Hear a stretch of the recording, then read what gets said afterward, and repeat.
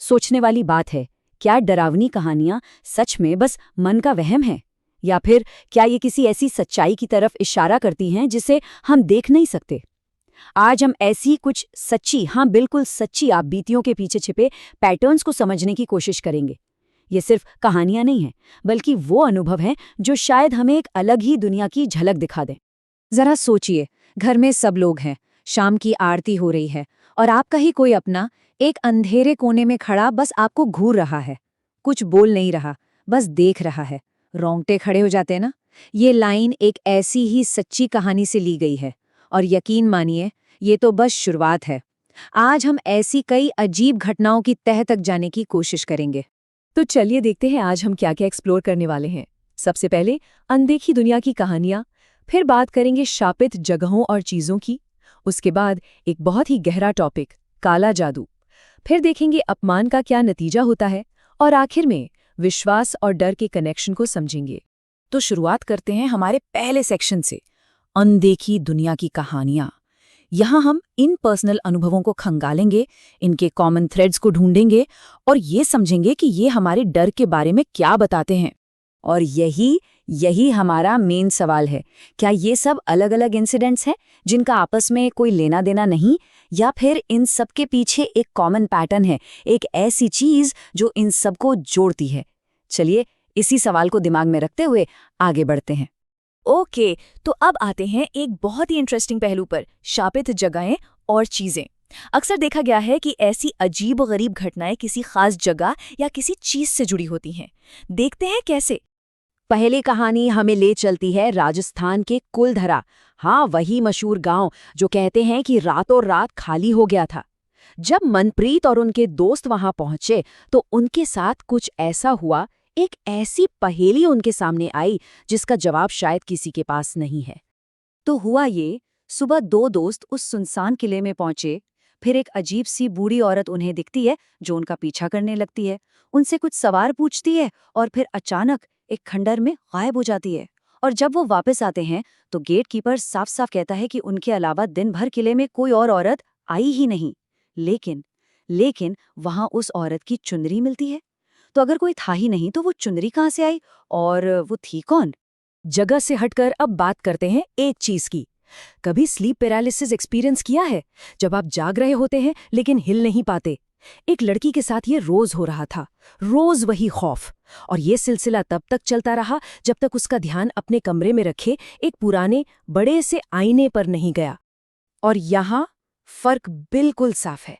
जब आईना कमरे में था तो रोजाना स्लीप पैरालिसिस, खून से लथपथ, जला हुआ चेहरा दिखना और हर वक्त किसी के होने का एहसास। और जैसे ही आईना हटाया गया, सब कुछ ठीक हो गया। एकदम से राहत, नॉर्मल नींद, सारी पैरानॉर्मल एक्टिविटी खत्म। ये कितना बड़ा सबूत है इस बात का कि कभी-कभी बेजान चीजें भी नकारात्मक ऊर्जा का जरिया बन जाती हैं। अब हम एक ऐसे टॉपिक पर आ रहे हैं जो इन सब में सबसे ज्यादा गहरा और कह सकते हैं गंभीर है, काला जादू। ये कहानी है नाहिदा की, जिन्होंने कई सालों तक एक जानलेवा साये का सामना किया।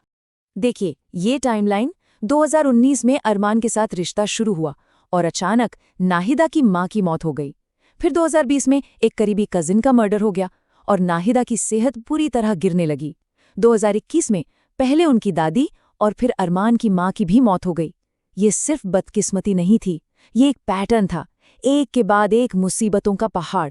परिवार में लगातार मौत, सेहत का बिगड़ना साफ इशारा था कि कोई ऐसी ताकत है जो सब कुछ बर्बाद करना चाहती है। और फिर इस भयानक पहेली का जवाब मिला। एक इमाम ने बताया कि ये सब हादसे नहीं बल्कि सोची समझी साजिश है, ये काला जादू है। उन्होंने बताया कि 3 शैतानी जिन भेजे गए हैं अरमान को और उसके सबसे करीबी इंसान यानी उसकी होने वाली पत्नी को एक दर्दनाक मौत देने के लिए, और इस वक्त वो निशाना नाहिदा थीं। तो जब दुश्मन ऐसी शक्तियां हों तो लड़ाई भी उन्हीं के तरीकों से लड़नी पड़ती है। इस श्राप को तोड़ने के लिए एक बहुत ही कठिन अनुष्ठान की जरूरत थी। नाहिदा को बचाने के लिए अरमान को एक ऐसा काम करना पड़ा जो न सिर्फ खतरनाक था बल्कि जिसके बारे में सुनकर ही रूह कांप जाती है। और ये थे उसके स्टेप्स। रात के 3 बजे एक ऐसी कब्र ढूंढनी थी जिसे दफनाए 24 घंटे से कम हुए हो। फिर उस मुर्दे के कफन से एक टुकड़ा काटना था, एक मस्जिद के बाहर जानवर की कुर्बानी देनी थी, उस कफन के टुकड़े को जानवर के खून में भिगोना था, और आखिर में उसी खून से सने कफन का इस्तेमाल करके तीनों जुन्नों को एक बोतल में कैद करना था। ये किसी फिल्म की स्क्रिप्ट नहीं, ये उनकी हकीकत थी। हर कदम पर मौत का खतरा। एक छोटी सी गलती और सिर्फ उनकी नहीं बल्कि इमाम और उनके परिवार की भी जान जा सकती थी। चलिए अब एक अलग कहानी देखते हैं। छोटी है लेकिन इसमें सीख बहुत बड़ी है। ये है अपमान के परिणाम के बारे में। तो होता ये है कि एक लड़का अपने दोस्त के साथ अपने पिताजी के अंतिम संस्कार की एक रस्म निभाने जाता है, लेकिन उसके दोस्त को इन सब चीजों में कोई विश्वास नहीं है। वो इसे अंधविश्वास मानकर इसका मजाक उड़ाता है। रस्म सिंपल थी, पेड़ के नीचे खाना रखना था और बिना पीछे मुड़े वापस आना था। लेकिन उस दोस्त ने जानबूझकर पीछे मुड़कर देखा। वहां 2 कुत्ते खाना खा रहे थे, जिसे देखकर वो हंसने लगा और रस्म का मजाक उड़ाया। फिर ठीक 1 साल बाद एक अजीब हादसे में उसकी मौत हो गई। रात के 3 बजे एक खंभे के पास उस पर बिजली गिरी। लोगों ने बताया कि गिरने से पहले उसकी आंखें बाहर लटक रही थीं। एक रस्म का अपमान और ठीक 1 साल बाद ऐसी भयानक मौत। सवाल वही है, क्या ये सिर्फ एक ट्रेजिक एक्सीडेंट था या कुछ और? क्या ये उन शक्तियों का बदला था जिनका उसने मजाक उड़ाया था? इसका जवाब शायद हर किसी के विश्वास पर निर्भर करता है। तो चलिए अब इन सब कहानियों को जोड़कर देखते हैं। हम आते हैं अपने आखिरी सेक्शन पर, विश्वास और डर। जब हम इन सारी कहानियों पर एक साथ नजर डालते हैं तो कुछ चीजें बार बार सामने आती हैं, है ना? जैसे अचानक ऐसी बीमारी या मौत जिसका मेडिकल साइंस के पास कोई जवाब ना हो, अजीब जानवरों का दिखना जैसे वो कुत्ते, फिजिकल चीजें जैसे वो आईना या चुनरी जो आत्माओं का जरिया बन जाती हैं, फिर विश्वास और अनुष्ठान की ताकत, चाहे वो नुकसान के लिए हो या बचाव के लिए। और हाँ, ये रात के 3 बजे का वक्त, कई कहानियों में इसका जिक्र है। और सबसे जरूरी, अविश्वास या घमंड का खतरा। ये सब इत्तेफाक नहीं हो सकता। ऐसा लगता है जैसे ये सब किसी बड़े अनदेखे नियम की तरफ इशारा कर रहे हैं।